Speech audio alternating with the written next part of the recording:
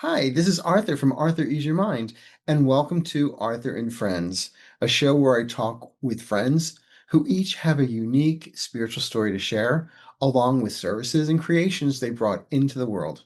It's a chance to step away from politics and spotlight people I truly admire and adore.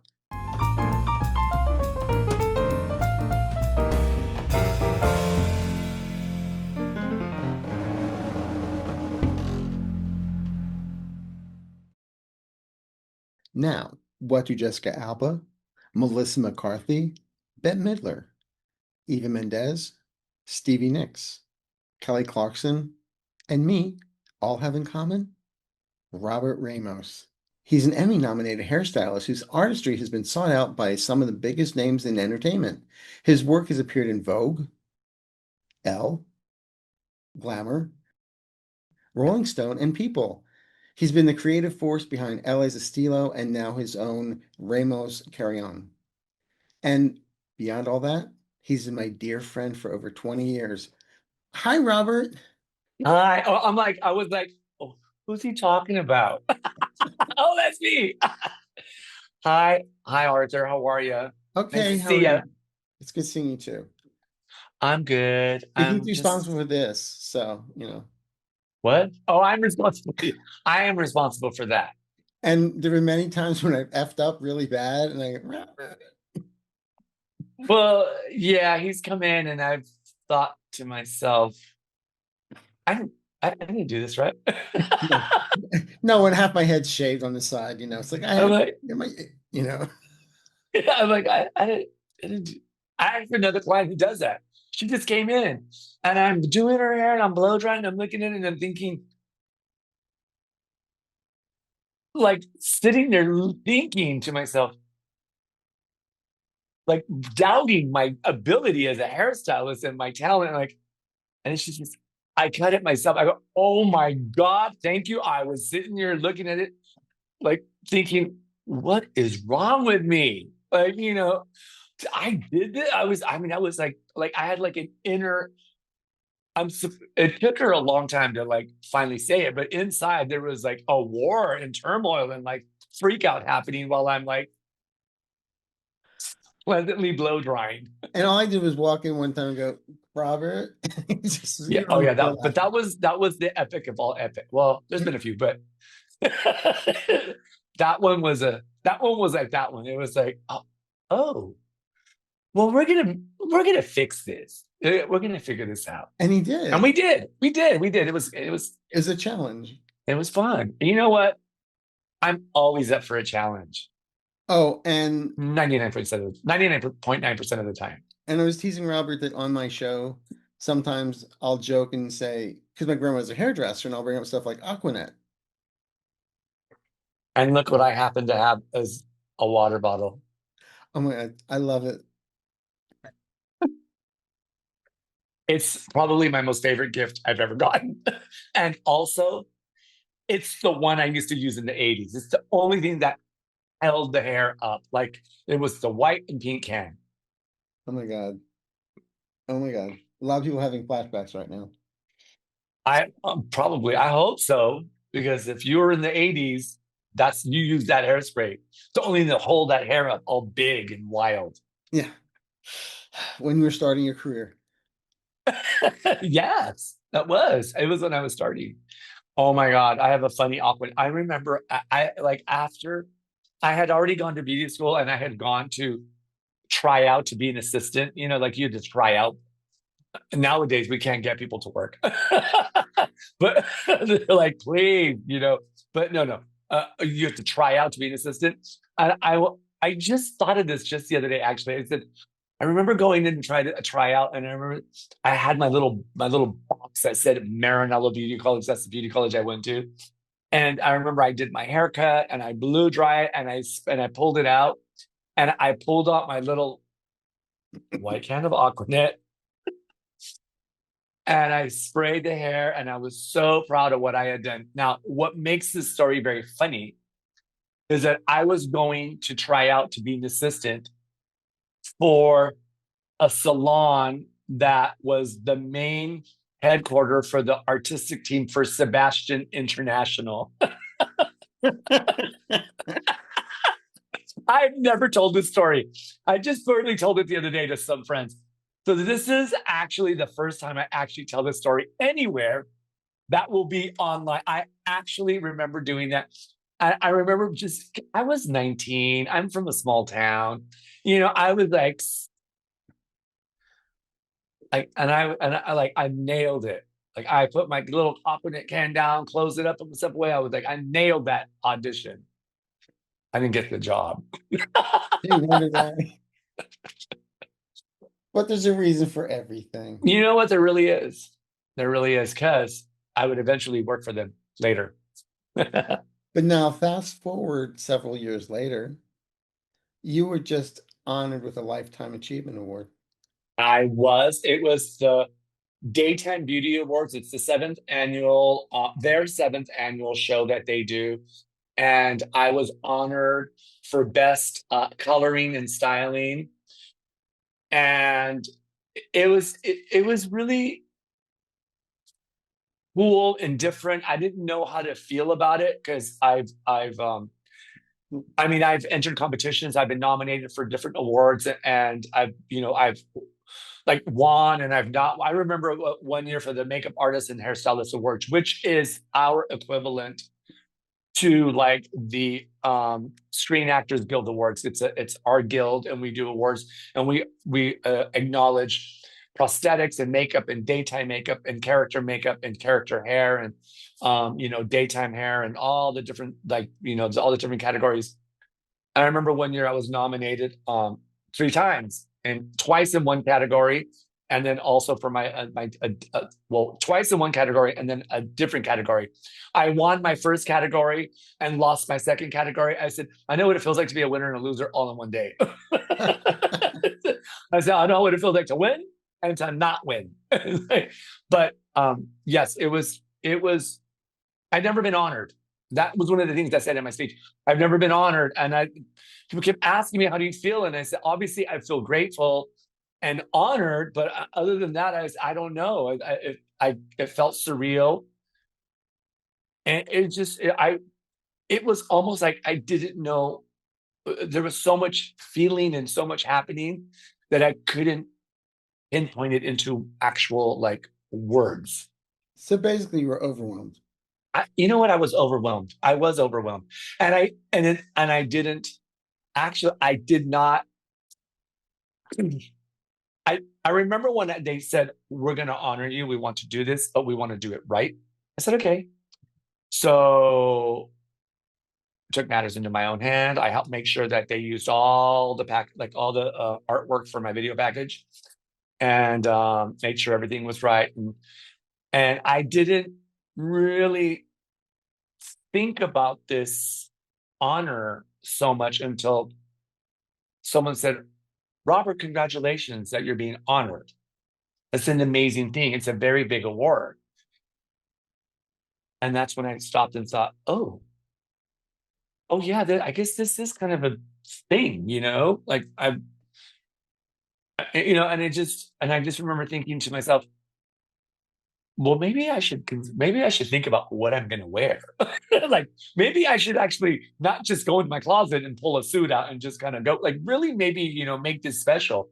So it wasn't until that person said that to me that I didn't really, like, it didn't click for me, because I'm busy, I'm working, and I'm trying not to let it consume me of like, oh, I'm being honored, because that's not my personality and that's not who I am.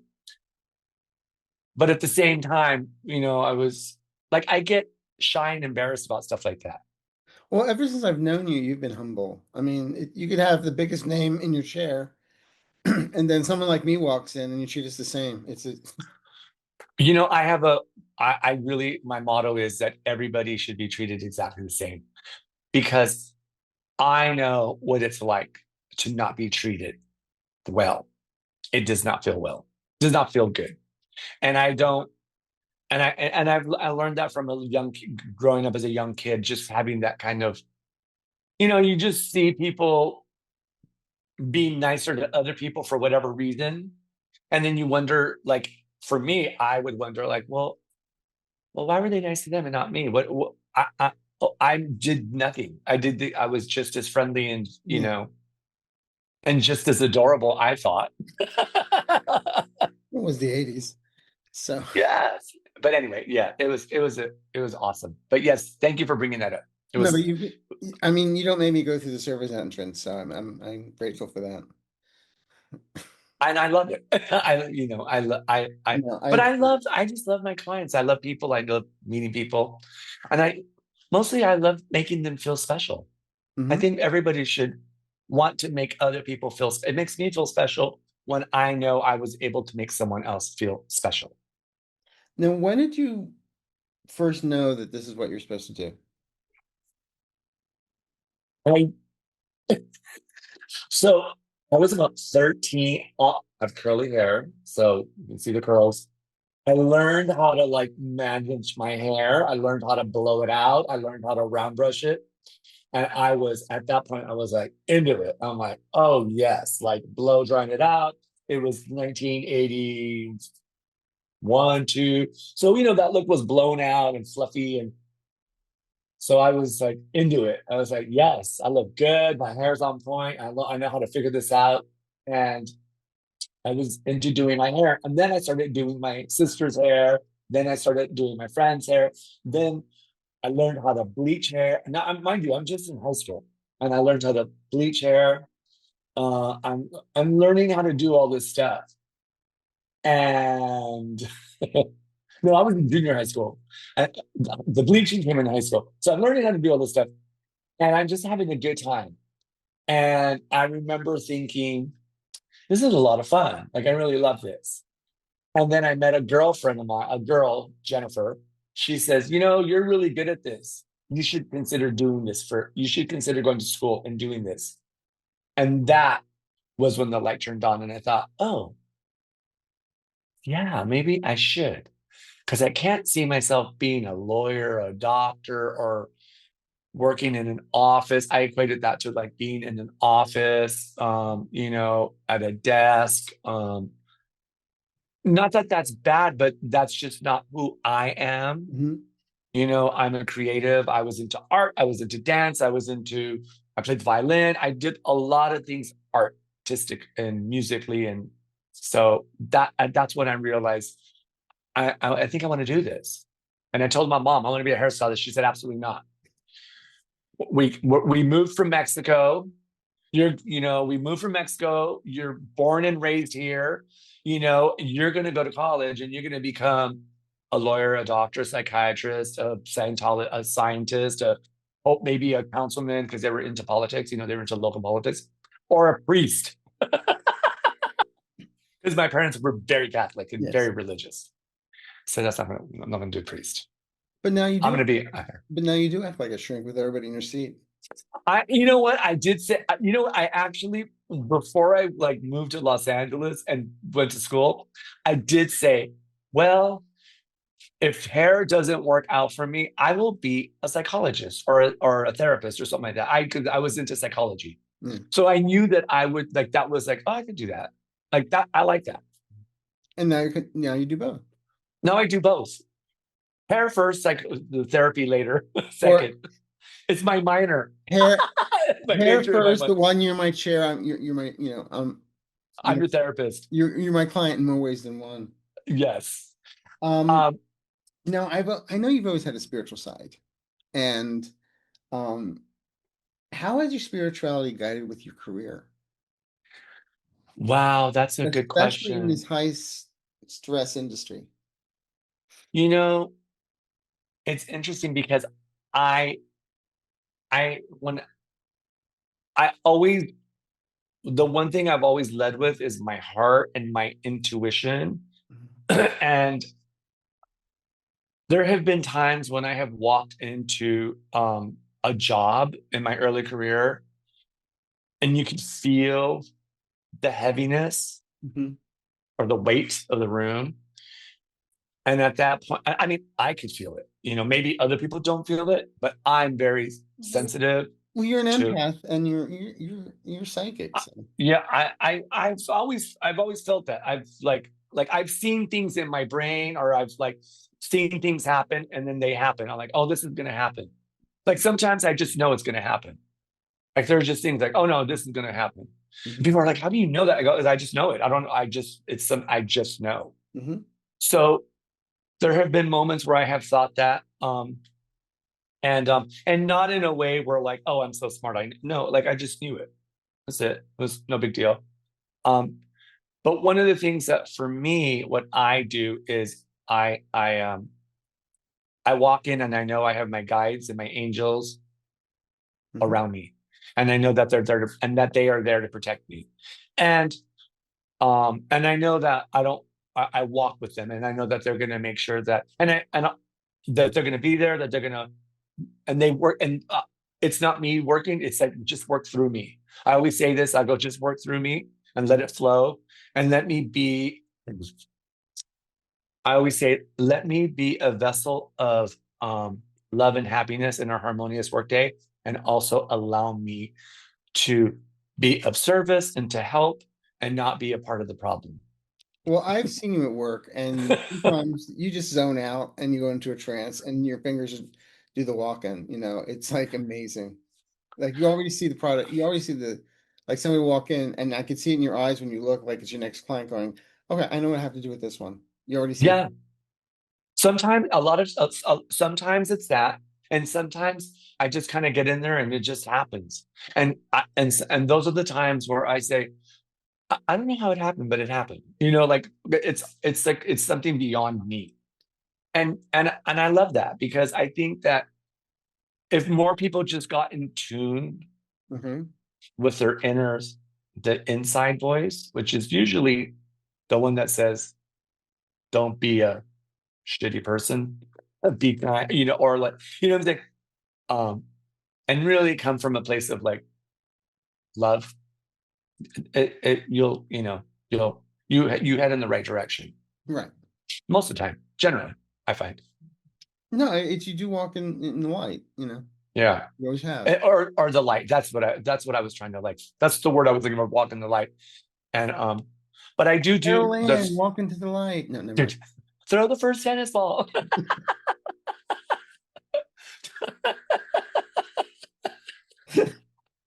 I love Zelda Rubinstein. Oh, I loved her so much.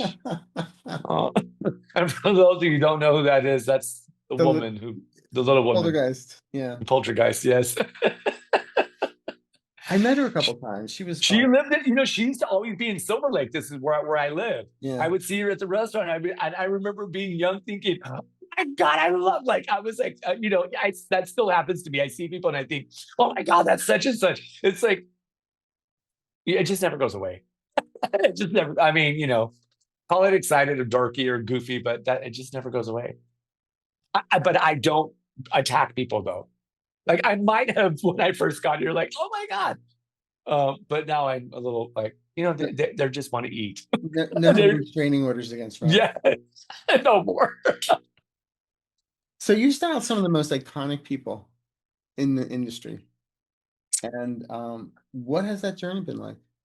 Oh man, you know what? When I think about that, it I I stop and I think, how did this kid from San Jose get to do those things? Like what? Because I have, and people say to me, my babe says to me, babe, you really have to just own it. And I go, and I do, and I own it, but I'm it feels amazing. It feels beautiful. I feel accomplished, but more than anything, I feel like I could not have dreamt this. I mean, I used to say, I'm going to go to Los Angeles and work with movie stars. How that was going to happen, I wasn't sure. Yeah, but you But manifested it. You just put it out there, and the yeah, thing is, it wasn't like I will. It's like I'm going to this. no, I am doing I'm it. like, this is happening. Yeah. And I remember, and it, it's an overwhelmingly feel of like gratitude and I feel grateful. I'm really grateful that I've been able to do that and had the opportunity to do that. And I think that, one of the things that I think is um, a key to why they keep me around or why I've been around and why, because, you know, I really just show up and just um, do my job. I just do the job and I don't try to chime in. I don't, you know, I'm a part of it because I'm there because I'm a part of it. But but I know that I'm a part of it as the hairstylist. And, you know, and though the hairstylist, our role can be many things, I try and really keep it into my lane of like, let me just do hair. And let me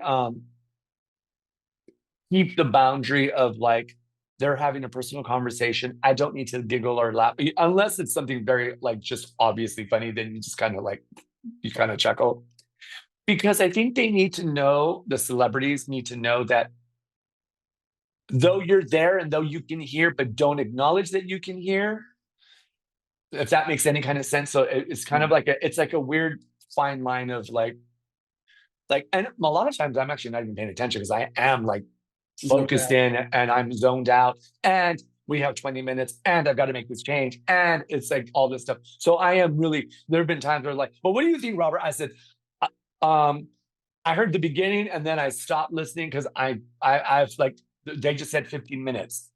and I feel like I've got 13 minutes left in me. So I feel like this is going to take an extra. So, you know, Yeah. so there's that kind of stuff. But I feel grateful. I feel honored, and I just really feel I feel lucky. I feel lucky because I think a lot of people come to Hollywood or to Los Angeles or into this business and you know, like maybe it doesn't happen like the way they think. And you know, the one thing I always say is like it happens the way it's supposed to happen. Yeah. But And I mean, it's human nature, but I really do try not to compare myself to other people. But you know, my journey is my journey. yeah. But I have to say that regardless of what you do, you've always been humble. You've always like just been you in the moment, always. And that's a spiritual thing in some ways, where it's just, and you're the most authentic person I know in Hollywood. So Thank you. I have to say, tapping into my spiritual side has really allowed me to just be me. yeah, Like you know, there was a moment in the beginning of my career where you know you think, oh, I'm working with one of the biggest movie stars, you know, and I'm doing, you know, when I met Bette at that time, you know, she was like coming off Beaches, which was one of the biggest movies, and she was like, I think at that time she was like the highest paid movie star of her time, and you know, then she had a number one song, you know, so like it was like a movie and Grammy, it was like it was happening simultaneous, and I got to be a part of that, and that was surreal. Like I didn't even know what was happening. I was just kind of like, well, where am I? Like, okay, I guess I'm gonna be in Germany, you know, and like, and you just kind of like, okay, and you know, what? Well, that's besides the point. What I'm getting at is, I, I just, um, I just feel like, you know, I actually lost my train of thought. we can edit. Oh, but you know what? Oh, I know. It's just, I feel like, I feel that I've learned to really just be Robert. And Robert is that goofy, dorky guy who likes to be silly, who likes to play around and likes to have fun, you know, and I like, but I like to have knowledge. I'm always trying to learn. I'm always trying to find new things, find new artists, find, you know, old, I was always trying to learn because I didn't know a lot. I didn't, you know, when I came to business, I didn't know much. I knew a lot of stuff, Spanish, like Spanish television or Spanish music because I was raised with that, and Spanish movies, like all the movie stars from, you know. And then as I was growing up, is where I fell in love with, you know, all those musicals from the 40s and the 50s. Yeah. So that's kind of like, so then I had to try and figure out like, well, I know who these people are, but I don't know who they are, and I want to know who they are because they look amazing, Yeah, but the and one that looks like fun. yeah, but the one thing I gotta admit is that like bring up like that, the fact that it's been a gazillion years from that first time when you met her after Beaches, she's still with you. That longevity with your clients, they don't go away in You most know what? cases. I know. You know what? In that honor from the Daytime Beauty Awards, she took out a page um, of the program, and it was a full page for as a picture of us. Congratulations. I met you when you were just 21. I know. And and and it's been a great ride. You know, like we've like it was I'm paraphrasing it. Yeah. But I, yeah, I know it's crazy to think that, you know, when I met that her makeup artist had been with her for 20 years. And I remember thinking that I want to be that. That's what I want to be. I do remember thinking that. That's one thing I do remember was I do remember thinking that's the kind of relationship I want to have with my people, but like where we're together for a long time. Mhm. And sometimes, you know, you know, like you're busy with someone else or you're not available. That happens, but we always come back together. So it's like But, it's like I call it a figure eight, you know. but when she did Las Vegas, you were like, should I go and do it? And like, yeah, because you had to put your LA stuff on hold a little bit. I know how to put, yeah, that was the 2.5 year contract that we did was like, that was fun though. That I was fun. remember, I'm going to share this. You can hate me. I remember I came in after hours and you're there and you have this long, I wouldn't say 2x4, but all these like wig heads, about what, 15 wig heads. And you're looking at all these wigs. I'm like, what the hell is this? He says, oh, this is Bette's hair from Vegas. And you kept on looking at this one. And I said, what's the problem? He goes, she wants me to make this look more natural. And what did I say? Put gray in it. Like not that kind of natural. Uh, it was more like naturally styled, you know. And yes, I remember that because I had all the wigs and all the little pieces because we would put her hair up and there would be like a little piece that we would attach. So every wig had a piece that went with it. So it was a lot. And I remember just the thing with me is I like to be prepared. So I like to get all my little ducks in order and show up. And so she said, you know, let's try this one. We got it ready. I'll never forget also in the salon, you're very even keeled, you're unflappable, but there's only one time where I saw you really like hit, blow up is when your assistant was in the back working on extensions, brushing out extensions, and she had a cigarette hanging from her mouth.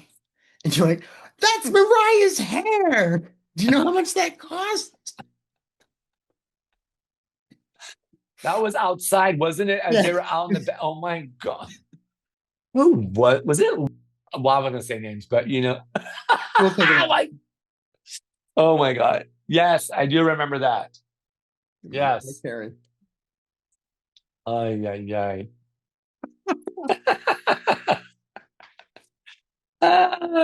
I've had some funny moments. You know, at the salon we have this big courtyard. It's a big table out back. There has been times where that table is full of extensions, and they're all Kelly's extensions for like when we were doing the voice and the talk show simultaneously in Los Angeles, and it was. It's like I would come home, I would come to the salon, work, and they were like, "Let's wash those extensions and put them out to dry," you know. It's like it's like doing laundry, but we You've hang been dry. you've been with Kelly for some time now too. I've been with her. I've been with her as her hairstylist um for 15 years, 14 years, 15 years around there. But I met her years ago, like right after she won Idol. We met. We met in I think we were in Florida, and she and it was the second season of the American Idol, and the redheaded boy that was they were good friends. I guess he was a runner. I don't know if he won or was a runner up, but they saw us. We were staying. We were doing press for a record, a song, or something. We were doing something, or we were on tour, and they came up and they're like, "Hi," and I remember thinking, "Hi," and I was like, "This is." They're like, we want to say hi. Like, so they said hi to Bette, and Kelly's a big fan of Bette because Kelly sang stuff like that there from For the Boys. Well, she was on American Idol. Like that was when her, like it was like 40s. And so she's a big fan of Bette. And I met her then. And then when we were in Vegas, she came back with her manager at the time and another with Reba. And I met her then again. And I'm like, hi. I just said hi. And we're thinking, oh, that's Kelly. Like that I like Kelly. She's cool. Like I wasn't, I thought I thought she was just cute. Um, and then I would eventually work with her. And I kind of secretly did want to work with her, but my friend did her hair, so I don't like to, step on my friend's toes, Right. because that's not a good look either. No, especially in this No, industry. It's very small. no, it's not. Because it gets around and people know that, and then you get, and there's I always say to people, there are plenty of celebrities and there is plenty of work. Don't don't step on people's toes. It's not good. It's No, it's, it's it's product. bad. It's bad. It's just bad everything. It's just bad everything. Karma, bad manners. Now, while I've sat in your chair and also privately as your friend, we've talked about various things. I've read for him a couple of times. Yes, yeah, yeah. Actually, Arthur has read for me a few times, and there have been times. I have to say this. There have been many a time, not just a couple, many where I have called Arthur and said, I have to run this by you. Please tell me what you think about this. And like important moments in my life, where I just want a little guidance or a little just a little guidance. Because I feel that it's important to have someone like you Thank that you. you trust, that I know you personally, so but I also trust you, which is important when it comes to like doing a reading or getting guidance. It's like spiritual guidance or spiritual reading. Well, it's also allowing yourself to be vulnerable and real. Well, that's why the trust is there, because like I am being vulnerable and I am being real, and then you bring up stuff that touches my heart or like makes me like, oh, like I didn't know that, or I didn't think that, or I didn't put that together, or you're going to bring some stuff up that that I know you'll bring up, but it's like, I've also surprised him a couple of times and said, "Oh, so and so is going to be doing this." You're like, "I haven't heard." Then like 2 weeks later, how the hell did you? yes, you have done that to me, so yes, but I'm just saying it's just so grateful to have you in my corner. Well, I'm part of your team. Put that You're part of my team, and you're like the best kept secret, but not for long. no, it's okay. But what I was going to say is, years ago, back in 2008, I remember you were talking about doing a line, a product line. And I remember we were talking about it, and I'm like, you didn't have some of the right people around you at the time, but you still did it anyway. And everybody was pushing you, pushing you, pushing you, and you did it. And I said, yeah, this is a good one, but you have another one coming up. And now you do.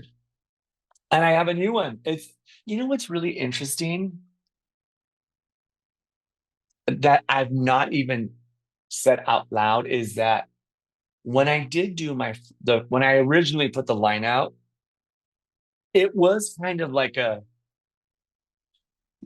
got to get it, you got to get it out. It was like it was one of those things where I even there's even an article of the product where it's the old logo and then there's a new logo.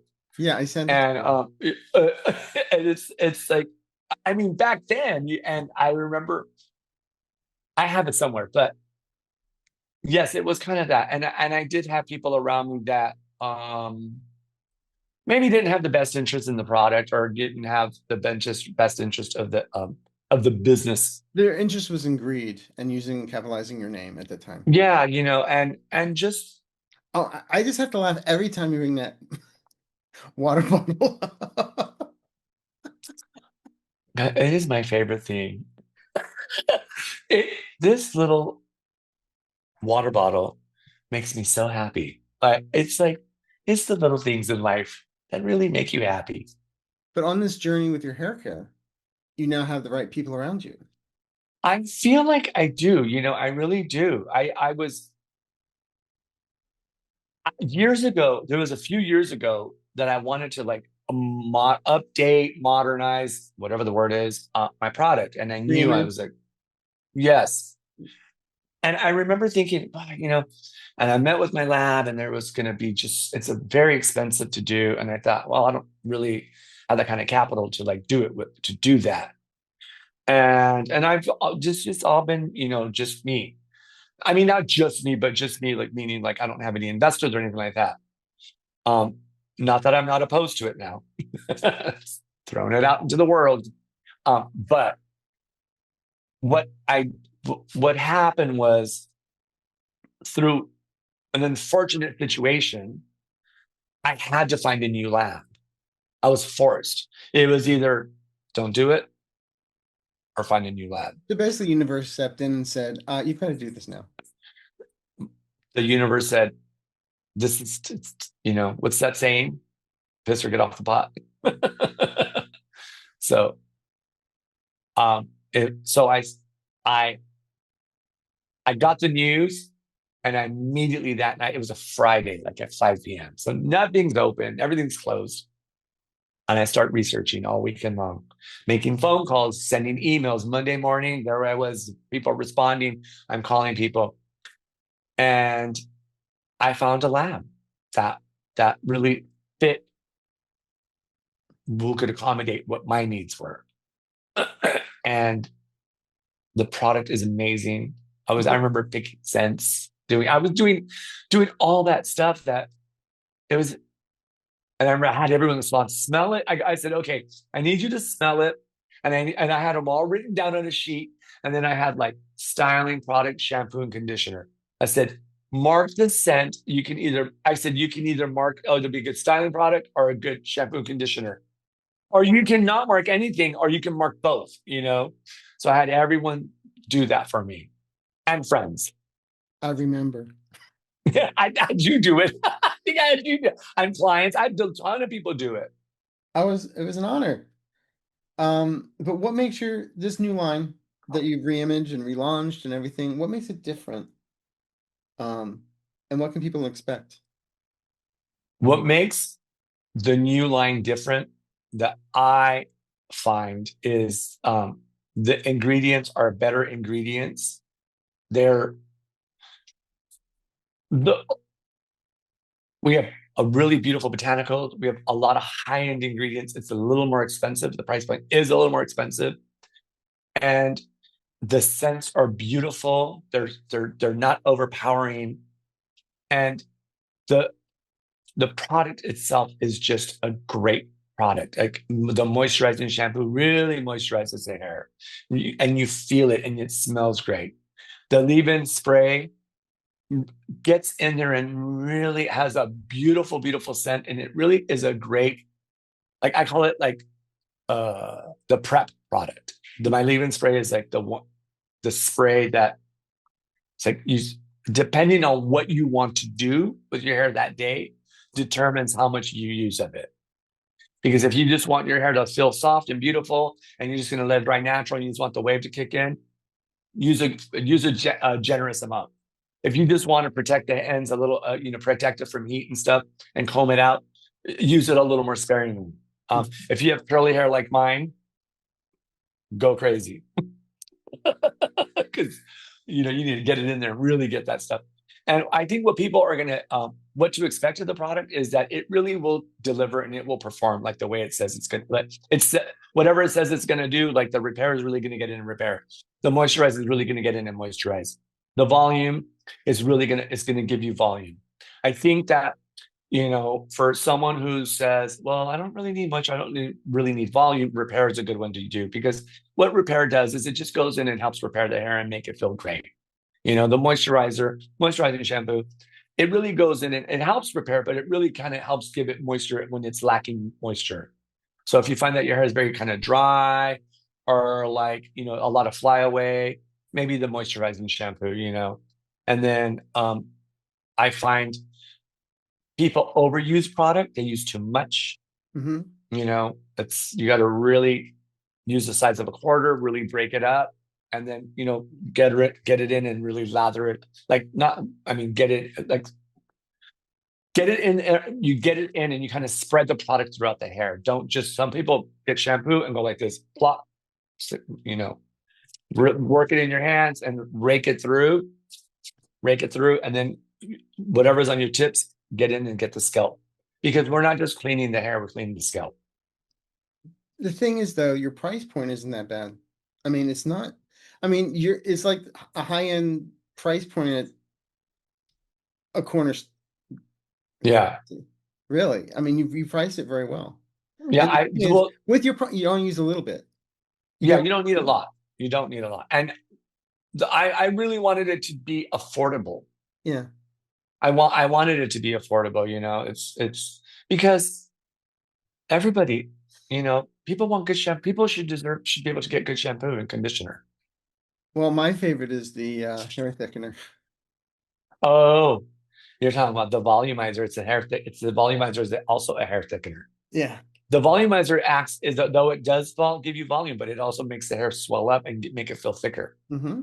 Yes, that's a popular one because not only does it do that, but if you like someone with my hair, if you were to spray it on your ends while it's dry and just spray it in there, it'll give you that kind of like if you really used a lot of it, it would give you that kind of like that feeling like you've been at the beach. Okay. It's not beach hair. It's a little bit like that. It's like a cleaner version. What's your favorite product in the line? Well, okay. So for me, I've always said a leave-in spray. I would say that's my number one product for me. For like that's the um, If someone were to try your products for the first time, what would you recommend? I would say everybody needs a leave-in spray. Does not matter. Like everyone needs that. Maybe not you, Arthur. There's not much left, so but there's a lot there. Um, Everyone needs a leave-in spray, and a lot of people also need a volumizer, and they don't know. And what a volumizer does is, when used properly, it really does help. Like for men always need a volumizer unless they have curly, thick hair, like curly, wild, fluffy hair. Most men do need volumizer because it helps kind of get your style and give you a little bit of thickness, and it does kind of help swell the hair strands to make it feel like there's more hair there. So I find that for men, most men can use a volumizer. But the leave-in is probably the one that I always say if you're gonna for styling. Now, I just love my products. okay. I just love, it's like, there's a lot of different reasons why you use different ones, but yes, I would say start with the leave-in. And I have to be honest with you, what I've always admired about you is that you've always believed beauty is not just on the outside. Yeah. That it's Yeah. about staying true to yourself, being authentic. And I'm sure this philosophy also shows up in your products. I I am a firm believer in beauty really does come from within.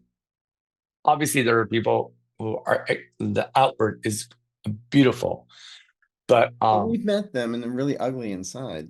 yes, and I have met them and I have thought, wow, you know what? What a shame that this package is being overshadowed by a dark light. Yeah. You know, it's a bump. It's because there's nothing like I have met some of the most beautiful external people who the light is so bright and they're so kind, and then you say, well, that's just not fair.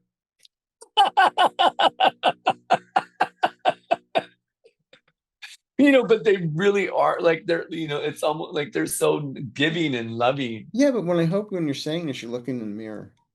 I- yes. Because you are. You're all of that. Oh wow, thank you. It's I just love saying that because it's just silly. But I really do like I feel like I think everything comes from within, always, you know. And when I start to feel crabby or I start to feel a certain way that's not um, who I am at my core, I stop. Okay, I have to stop and like, what's causing this? Like, I have to like really Yeah. stop myself and figure that out. Sometimes a visit with my little goddaughters who are 2 and 4 fixes that problem because then I get to step out of myself and just be a little kid with those little girls and play Ring Around the Rosie, which I just did the other night. And, like we were there and they're like, let's play Ring Around the Rosie. Oh, okay, let's do it. There I am with a But 2-year-old and a 4-year-old. but then there have been times I've just said, stop being an Aquarian. And I feel like I'm a true Aquarius. I know you are. We're out there. We're and, every time I read, and I'll sit there and I'll pick up, see a book, and I'm like, let's see what it says about Aquarians. I'm like, yeah, that's me. Like, wow, that's me. But you do realize Aquarians are one of the most empathic signs there are. That's I soon I well, the one thing I mean, I didn't know that, but yes, I did learn that. But one of the things that I do remember reading about, like the one thing that you always read about Aquarians is like they're like the humanitarians. They really are. You know, I've always read that, and I thought, well, I like people. Here's something else though, an Aquarian male people don't understand is that you're highly sensitive. So you feel things very deep. More than people realize. And then yeah, sometimes not what someone says, but how they say it. Taking Yeah. like going from Yes. 0 to 90,000 in a second. But at the same time, what people understand about Aquarian men is that here you are feeling everything so deep that you kind of like shut down. So people think you're cold, distant, aloof, uncaring. Because this avatar here is just like in the present where Robert is so deep processing everything. And then he comes back. So people are like talking, yeah, whatever. Because you're constantly thinking.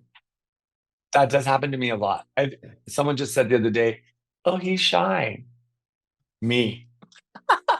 You are in many ways. I mean, you know what? That's true. I actually can get shy. I do get shy. I do get shy. But yes, they said, "Oh, he's shy." Am I? You know? But I do kind of. It's interesting because I feel like sometimes I do kind of not leave the body, but like internalize and like process, and then I come right back. It's like, Yeah. oh, I'm back. Like I had to figure out what's going on right now. Something's not right. Something's not sitting right. So I had to figure it out. Which makes And you so human. And yes, it does make me human. But I do find myself.